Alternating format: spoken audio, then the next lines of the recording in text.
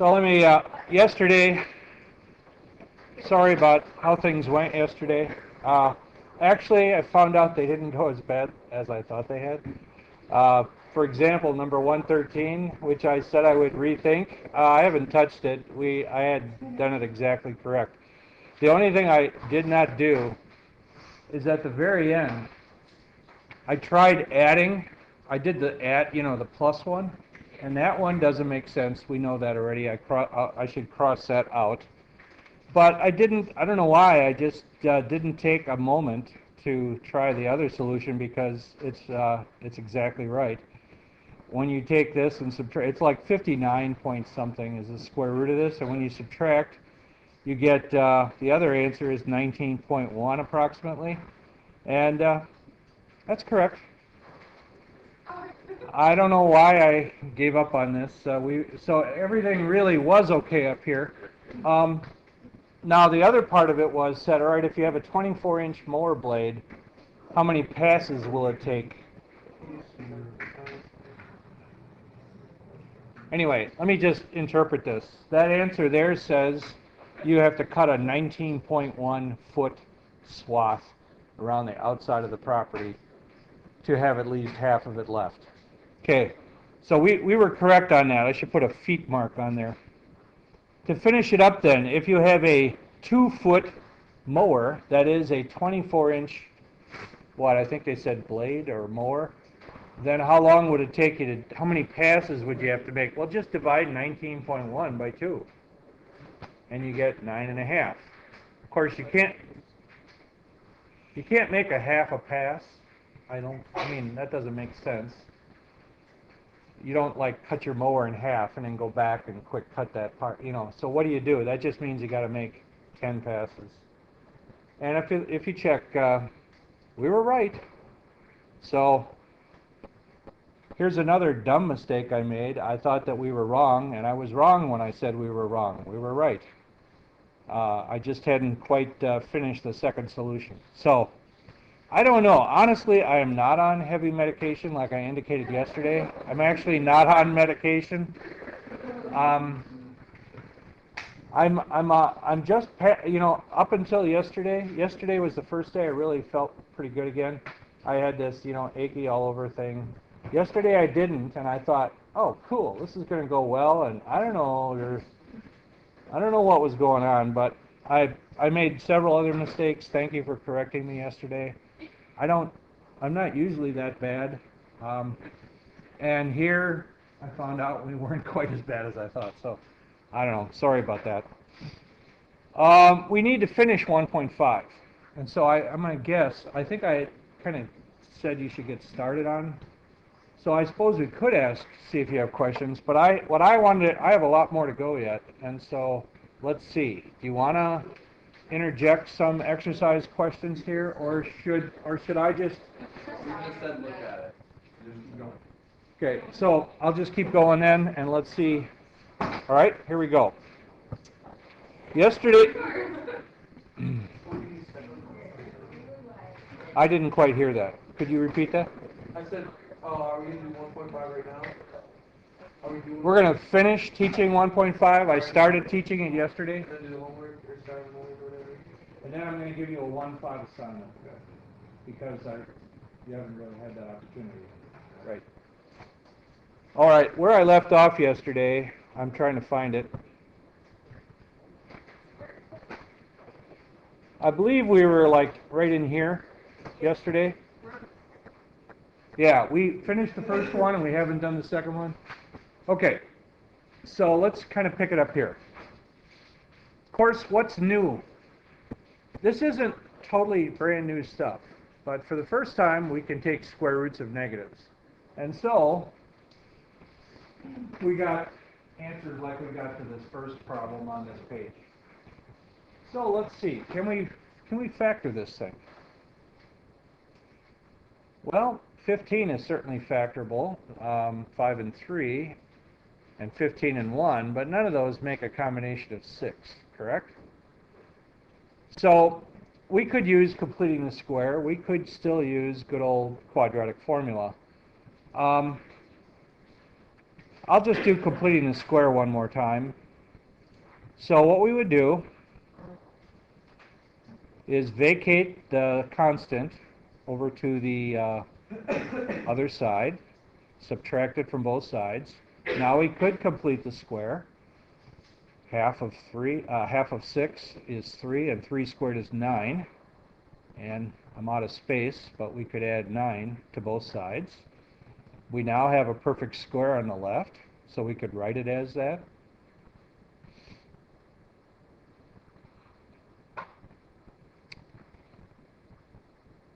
Now in the past, we would quit here because we'd say, well, there's no way a square can ever equal a negative. Squares always have to be positive. But because now we're in the complex number realm, we're not going to stop here. We're going to keep going. We can take both square roots. Excuse me. I'll first just write it like this. And now we can at least get some sense out of the square root of negative 6.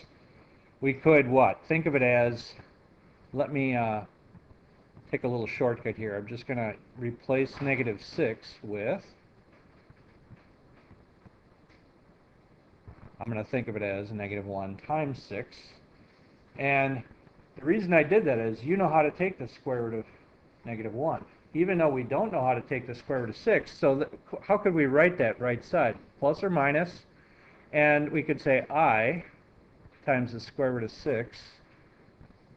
And then to finish it up, we could subtract 3.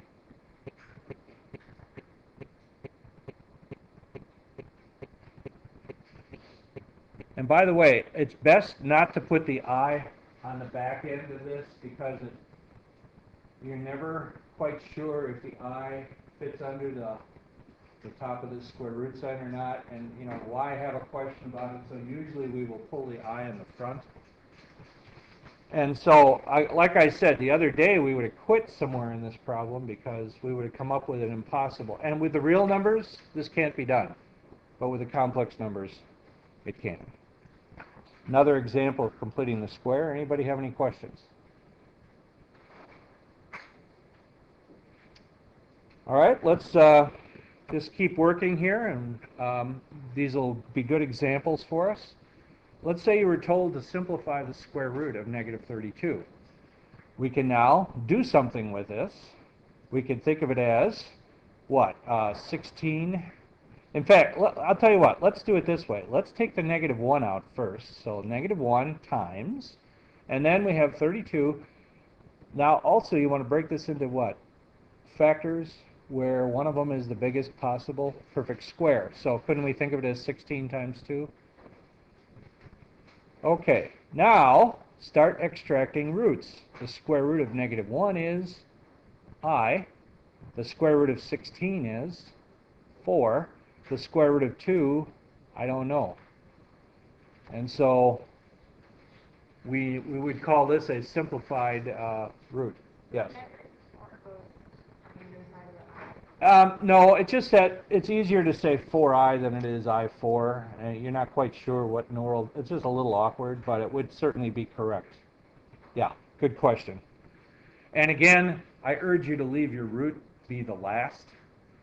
I could have technically put the root anywhere too, but you know, just it's easier if you stick the root way on the right. So anybody? So do you see how now we can do a little bit more by simplifying roots? We would have had to quit here before because there is no such thing under the real numbers. But okay. And then I just wanted to go through one of these with you. Let's take a complex number like 3 minus 3i. And let's take it to the third power and just see what, okay, just like before, there is no shortcut. You can't like do all 3 powers all at once. If there was a way, I'd show you, honest.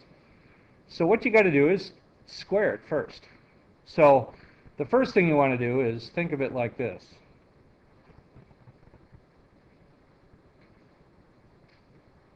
So please note, I'm not done yet. I'm going to just do the first part. So let's just hammer this out, doing good old handshaking. 3 times 3 is 9. 3 times negative 3i would be negative 9i. And then negative 3i times a positive 3 is another negative 9i. And then negative 3i times negative 3i is positive 9i squared. And now, of course, we can do some bringing together. Let's do something with this last term first. I squared means negative 1. So that last term is actually negative 9, which means the first 9 and the last negative 9 actually annihilate each other. And what's left?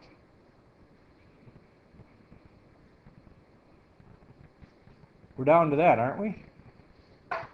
Okay, now don't forget, I'm not done. What do I need to do? I need to multiply by a third factor. Okay, so this isn't going to be so bad, just a straight distributive property. Negative 18i times 3 is what? Negative 54i. And then negative 18i times negative 3i is a positive 54i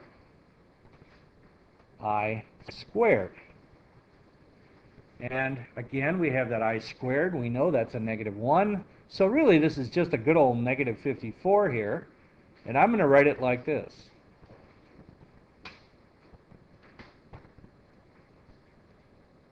This thing in the way? Is that better? No? Sorry. I don't think there's much I can do with this right now. Maybe just go back a little further. Okay. Now, do you remember from yesterday that we always like to get to this form? This is what they call standard form. I don't know, do you remember that from last time? You're going to find that most of the problems, when you get done, they'll say to you, put your answer in standard form. Technically, I'm still not quite there. I suppose if I really was picky, I might make you write it like this.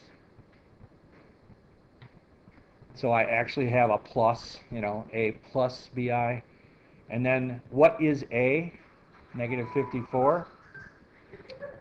And what is b? Negative 54. So actually, in this case, they're both the same. I would probably be happy with either one of these. Either one of those, I'd probably say, yeah, that's standard form. Yes? Yes. A and B can both be positive or negative. Thank you for asking that question, because I should have said something about that. Yeah, we don't care what sign A and B are. All we care is that there's a plus sign, and one is multiplied by I, and the other one's not. Now, what if you get, for example, no i's at all? What if the answer had been, I don't know, negative 54, with no i's? Well, then you could have been thought of as negative 54 plus 0 I. And then technically A is negative 54 and B would have been 0. Yeah. Okay? On we go. Anybody have any questions before I go ahead? Now, I want you to discover some patterns here today. Finally, mathematics really is, I've heard it called this, and I really think it's pretty doggone accurate. It's hard to nail down what is mathematics, but if I could do it in a few words, this is pretty good. It's the science of patterns. And so I want to do these. I want to do I and then I to the second power, I to the third power. Well, okay, I is obviously I. I mean, there's not much secret there. What is I squared? Well, you already know the answer to this. Okay. What's I cubed? Well, it's I squared times I. We know that. And what's I squared? Negative 1. So what's negative 1 times I? Cool. Okay. And what's I to the fourth? Well, isn't that I squared times I squared? And what's I squared? Negative 1. And what's negative 1 times negative 1? Okay. Now, you get the, I'm trying to show you ways these can be simplified. I to the fifth would be, I suppose we could just go, what? I squared, you're going to think this is strange, 2 of those plus 1 more, right? So I to the second, 2 of those, times another I. I'm hinting at a pattern, because in a few minutes I'm going to have you guys do problems like I to the 7,000. Well, that's why. Well, hang on. I'm kind of leading you in that direction, but I'm not quite ready yet. So you're going to have to hang on for the exciting conclusion. Okay, let's just do this one first. What is I squared again? -1. And what's -1 to the second power? 1. And so with an I out here, isn't the answer 1 times I or I? Okay. Now, first thing shows up. Do you see how I've been in a cycle here? And I just started repeating the way it looks. In other words, I had I, -1, -I, 1. It looks like I've begun over again. Let's see if that's true. Let's do I to the 6th. Well, isn't that I squared 3 of them? And what's -1 cubed? -1, right? Look, it looks like we are in this series of 4. Do you see how we've hit the first 2 again? Okay, so what's I to the 7th? Well, isn't it I squared 3 of them times another I? Okay, what's I squared? -1. And what's -1 cubed? -1.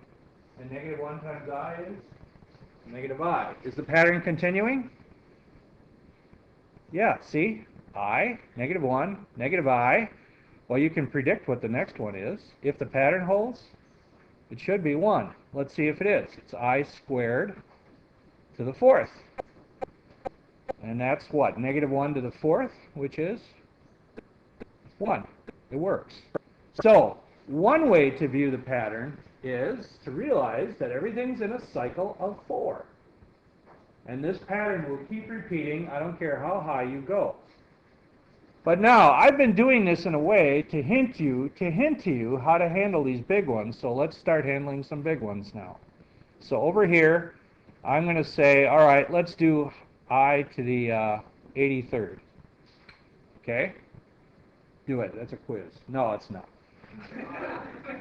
But isn't it, always start with this guy because you know him. Okay? How many I squareds are in I to the 83? A lot? Yeah, that was a good one. Isn't it 41? Because what's 41 times 2? Okay, and then there's 1 left over, right? All right. Now, what is I squared? You know that's -1. And what's -1 to the 41st power? -1. And what's -1 times I? So we're done. I to the 83rd is just good old -I.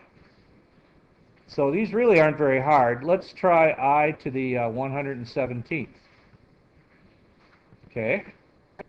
Well, here's the way you want to begin. That's I squared. How many of them? And what is that? See, 117 divided in half is what? 60 would be 120, so this is what, 58? And then 1 left over? Yes? Cool, you see how we're doing that? And isn't that just -1 to the 58th? And because it's an even power this time, that's a 1, and 1 times I is I. So I to the 117th is just I.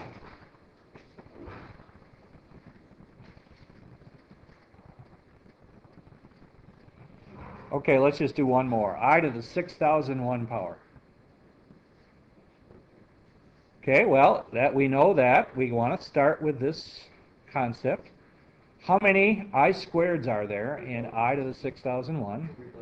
We know there's 3,000. And then there's an I left. Okay, and what's I squared to what's -1 to the 3,000 power? 1, and 1 times I? Well, you guys are smart. Cool.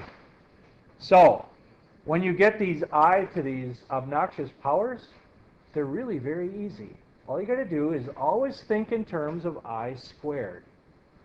Why? Because I squared is such an easy thing. It's just a good old -1.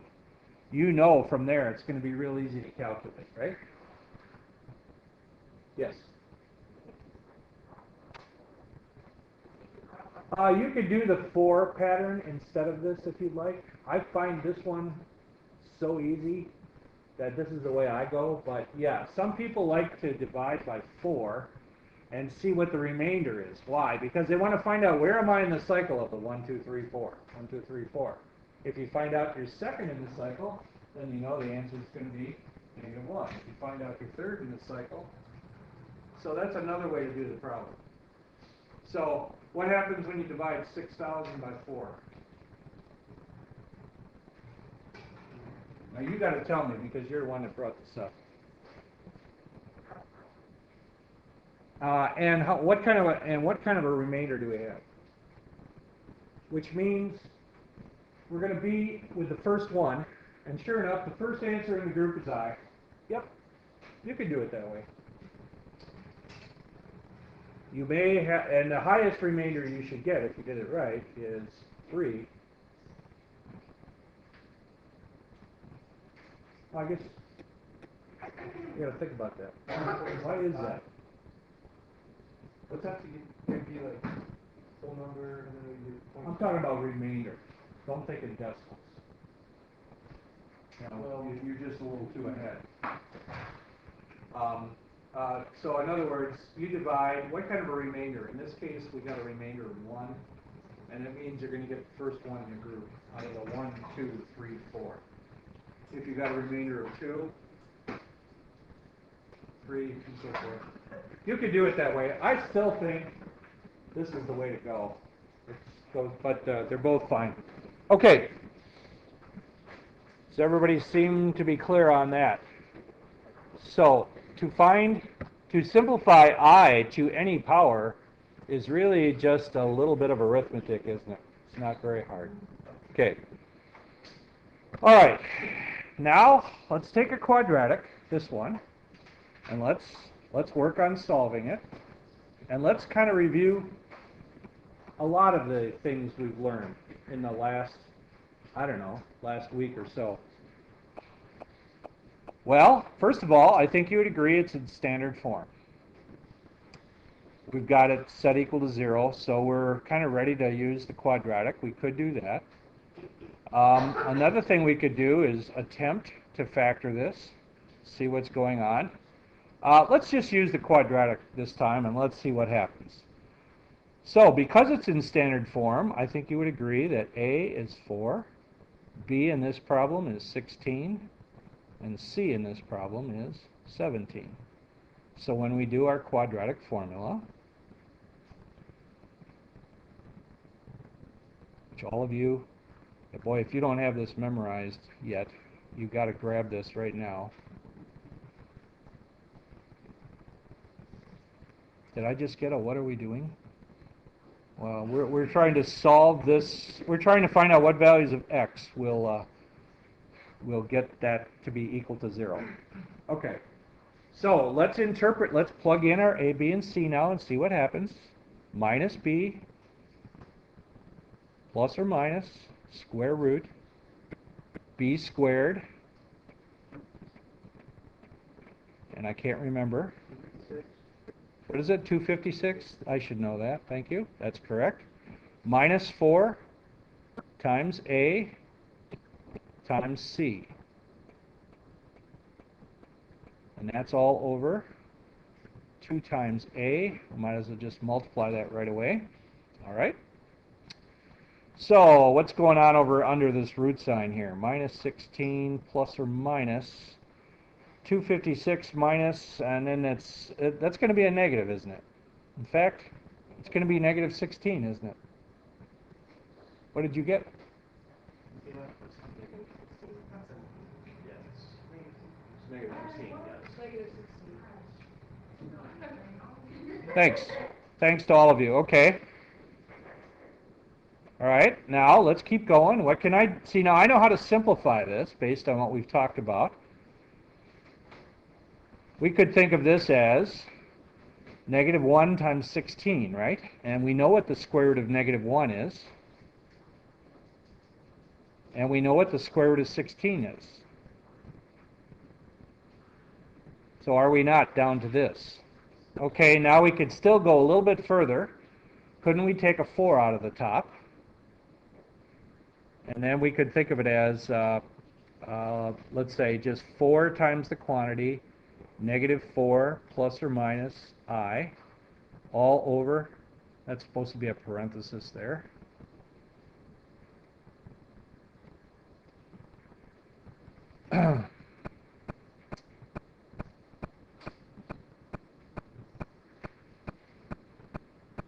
That's supposed to be an I. All because I made a writing mistake. There we go. And that's all over 8. And then finally, couldn't you do some canceling here? And you could wind up with negative 4 plus or minus I all over 2. Yes? And then I could still, that's still not standard form. How can I get that so it's in A plus BI form? Well, couldn't I think of it like this? Negative 2 plus or minus, yes, correct. And now you can see that A is negative 2, B is clearly 1/2. Can everybody see what arithmetic I did there? So this is nothing new. You guys have learned how to do quadratics a long time ago. But we went further this time because we know how to simplify negative square roots. So this is all because of this section on complex. All right, any questions before I move on again? All right.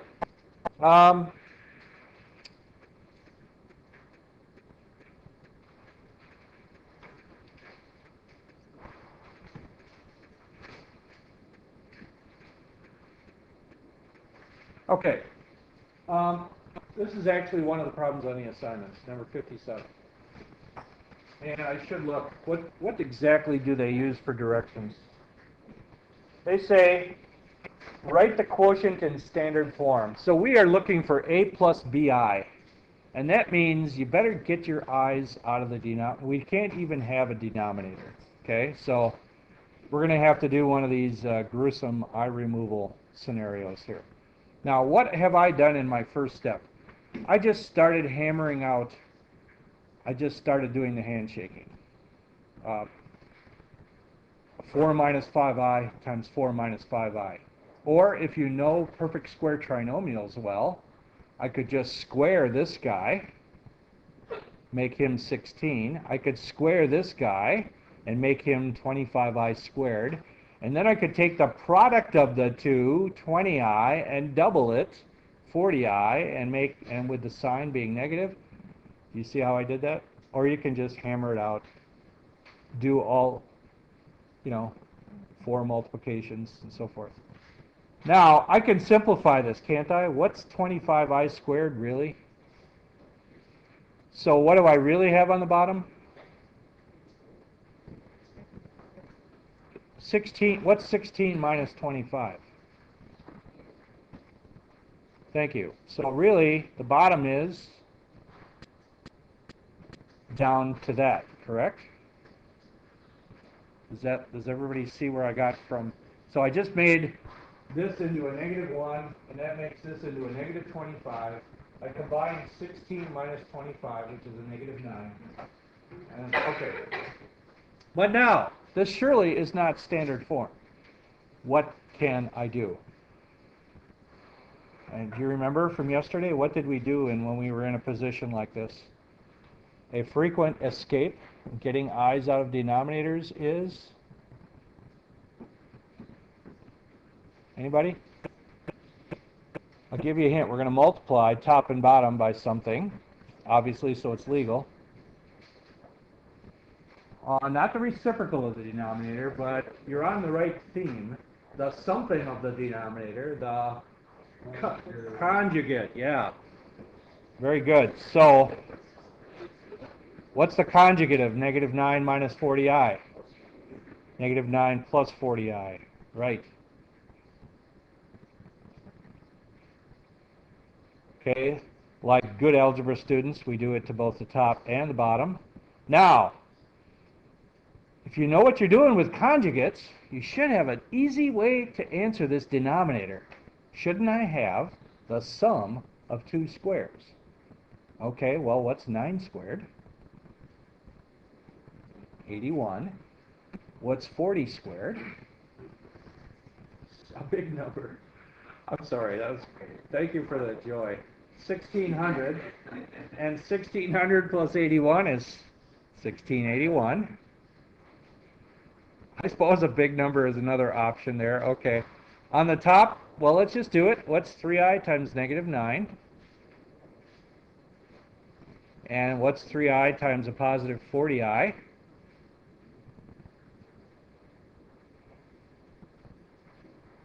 120i squared. Yes? Okay. Well, what's that I squared really? So we could think of that top. I'm going to rewrite the top this way. Negative 120 minus 27i all over. Now we're really close to a plus bi form. Couldn't we just do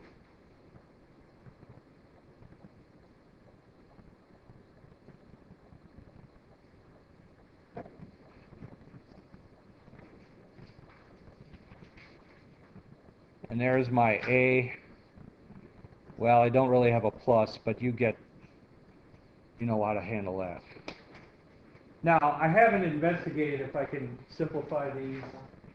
I might be able to do 3, but at least that's enough for right now. At least you see that we could get this down to standard form.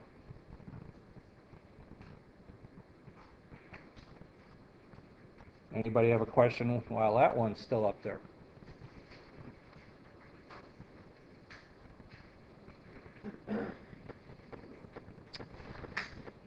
All right. This one I'm just going to leave be done. I guess this is the one we just did, isn't it? Okay. All right, let's do this one. What about when a, b, or c is a fraction? I think you know how to do this, but let's just make sure. You can use the quadratic. Make sure. What do the directions say? Yeah, it says use the quadratic formula to solve. Okay? So I've already written down what a, b, and c are. Does everybody, I mean, that's pretty easy. Why? By the way, it's tempting to do that right away without looking if you have this thing equal to 0. If it's not equal to 0, you don't know what a, b, and c are yet, right? So if you get an equation that's not set equal to 0, that should be your first mission. Set it equal to 0. Then identify a, b, and c. Now do the quadratic.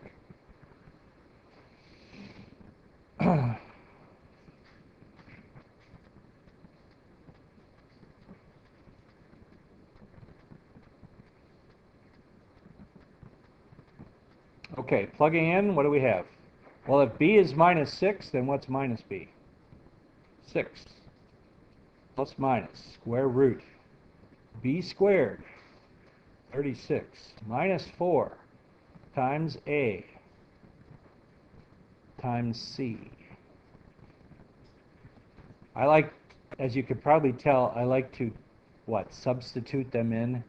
It makes for less mistakes. And then on the bottom, we can do that. What's 2 times 3 halves? 3, right? All right. What's going on now in this 4ac thing? Well, what's 4 times 3 halves? Wouldn't the 2 cancel into the 4? And wouldn't you get 6? 2 divided into 4 is 2, and 2 times 3 is 6. So isn't 4 times 3 halves 6? And 6 times 9 is 54. And so all I really have under there is 36 minus 54. What is that? What's 36 minus 54? Negative 18. All right, so we're down to this. Now, don't quit. We can think of this as negative 1 times 9 times 2. So isn't that 6 plus or minus? Square root of negative 1 is I. Square root of 9. I'm sorry, square root of 9 is 3. And the square root of 2, well, I don't know.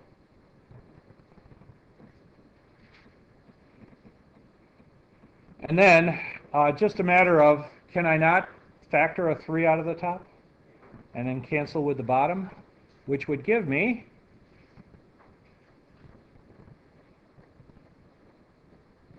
and that really is 2 solutions. And by the way, they're in standard form. This is your A, and this square root of 2 actually is your B, right? B, the guy multiplied by I. And then on the other side, your A is 2, and your B is negative square root of 2. So this is a good standard form answer for both. So that's I know you've had that. That's from your earlier algebra classes, but does that all make sense?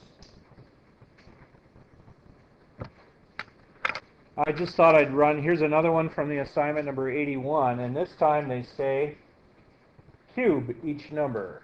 So I just took the -1 minus square root of 3 times I, and I started hammering out 2 of them. You can't. There is no shortcut. So what do I get when I do 2 of them? -1 times -1 is +1. -1 times negative square root 3i is positive square root 3i. And then negative square root 3i times -1 is again positive square root 3i. And finally, negative square root 3i times negative square root 3i is positive 3i squared. And what's 3i squared? Isn't that just -3? So you see where I got the -3 from? That's kind of a mystery. Let me go through that again. If you take this guy times this guy, you get positive square root 3 times square root 3 is 3, so positive 3i squared. Plus 3i squared is just another name for -3. Okay, these two you can bring together. Square root 3i plus square root 3i is 2 square root 3i. So here's my answer to that. Now I got to multiply by it one more time to get my cube. I'll just be quiet this time. You just go ahead and see. Look at, see if you can follow how I got from here to here.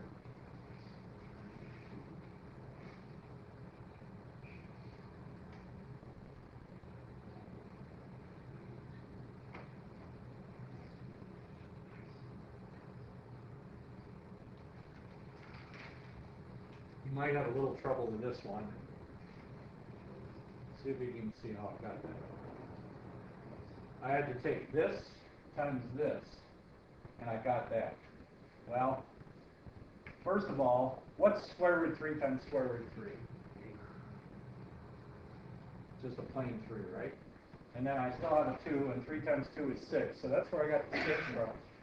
And it's a positive times a negative, so I knew it had to be negative. And then I should have had an I squared, shouldn't I? So let me just try that one more time. We got positive times negative, negative.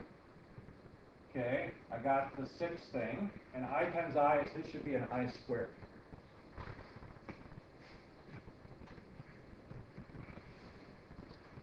And here we go. So we got to change this down here. So finally, yeah, what about the 2 middle terms? They cancel each other out. So doesn't this really become 2? So it's actually just good old 8. And is that in standard form? Yeah, because you could think of that as 8 plus 0i. You don't have to write that, but so that's considered a standard form solution. Okay, now I'm not going to give you this quiz right now, although I thought about it. Well, I'm going to give it to you, but I'm not going to give it to you as a quiz. It's an oral thing. So here's the kind of thing I might have given you for a quiz today. Okay, question 1.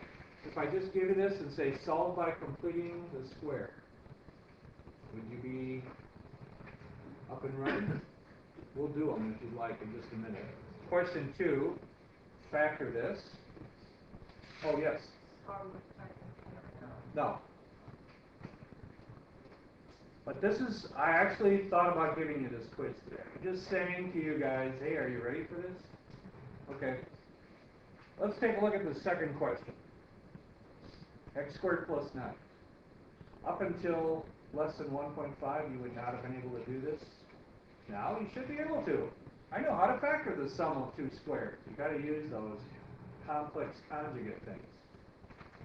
And I don't know if this is my last question or not, but the next question is, can you rationalize the denominator? So this goes back. It's not in this lesson. To rationalize the denominator means get those roots out of the denominator. Okay? Remember what technique can be used to do that? You can't just square top and bottom. Now, first of all, that's illegal. You can't just take a fraction and square the top and the bottom. It's going to change. And besides, squaring the bottom wouldn't get rid of the roots. Right? What happens when you square a sum? Don't you wind up with a trinomial? Yeah, and guess what the middle term would have in it? A square root. So you would not have achieved your goal. So what do you do? Top and bottom by conjugates, not complex, just regular conjugates. So multiply top and bottom by square root 6 minus square root 11. Okay, let's see if I got one more question up here. No. All right, so let's quick do them. X squared plus 7x plus 11. Well, let's see how much space I have up here. Step 1. Kind of vacate the constant. Step 2. Take half of the b term, 7/2, and square it.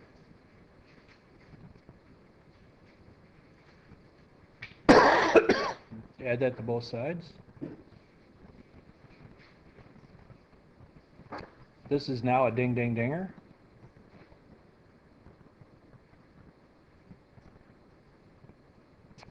What happens on the right?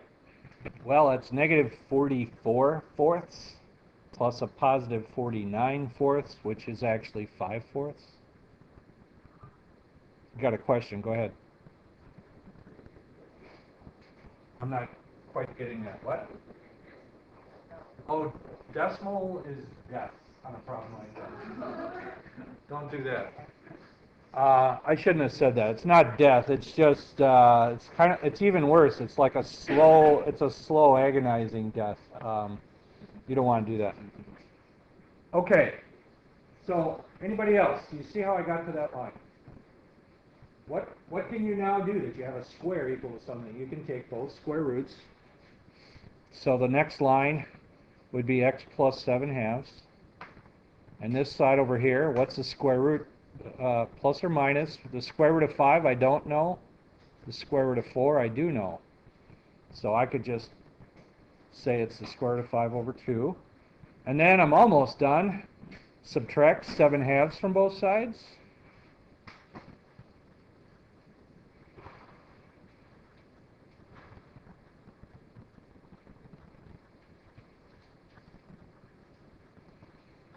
And then, since you have a common denominator, couldn't you write it as one big happy fraction?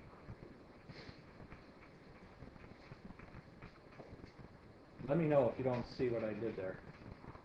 So I kind of skipped one step there, but I think you can see that I would have had negative 7/2 plus or minus the square root of 5 over 2, and then I would have said, hey, we could put those together in a common denominator.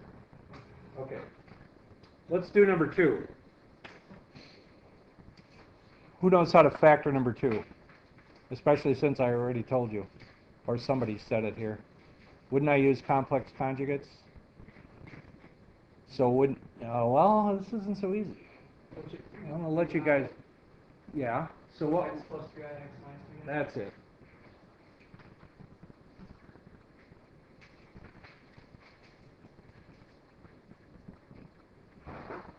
And the reason that's going to work is, well, first of all, the middle terms always annihilate each other.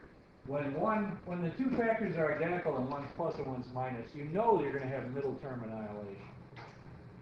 Well, what's going to happen in this last term is 3i times negative 3i is negative 9i squared. And what's negative 9i squared? Yeah, it's plus 9. Bingo. Perfect. Okay. And now let's work on number 3. Okay, like we said, we would multiply by, and we do that on the top and on the bottom.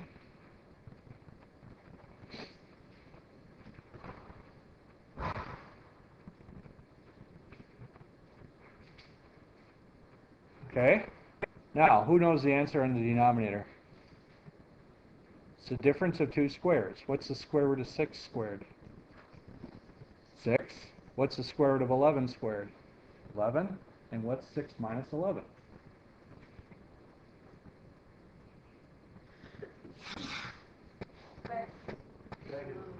On top, what do we get?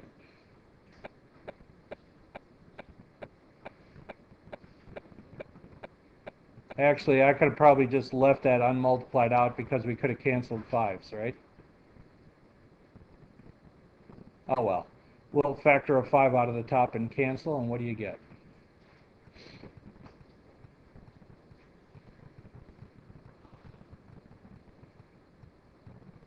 This is a little bit tricky. Wouldn't I still have a negative 1 on the bottom? And if I want to get rid of that denominator, how many of you can see that this would be the answer?